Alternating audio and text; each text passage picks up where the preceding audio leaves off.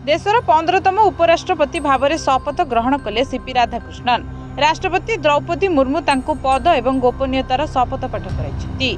उपराष्ट्रपति शपथ ग्रहण अवसर में पूर्वतन उपराष्ट्रपति जगदीप धनखड़ समेत प्रधानमंत्री मोदी एवं गृहमंत्री अमित शाह उपस्थित थे। एसहित प्रतिरक्षा मंत्री राजनाथ सिंह, जेपी नड्डा एवं अनेक मंत्री उत्सव में जोग देते। राधाकृष्णन 2024 मसीह महाराष्ट्र राज्यपाल भाव में कार्य कर राधाकृष्णन एवं देशर नुआ उपराष्ट्रपति भार ग्रहण करिसेंती। तेबे एबे राधाकृष्णन उपराष्ट्रपति भावे राज्यसभार बैठकर अध्यक्षता करेंगे।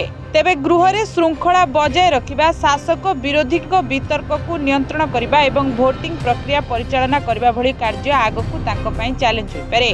तेबे उपराष्ट्रपति विभिन्न जातीय एवं अंतर्जातीय कार्यक्रम में भारत को प्रतिनिधित्व करती।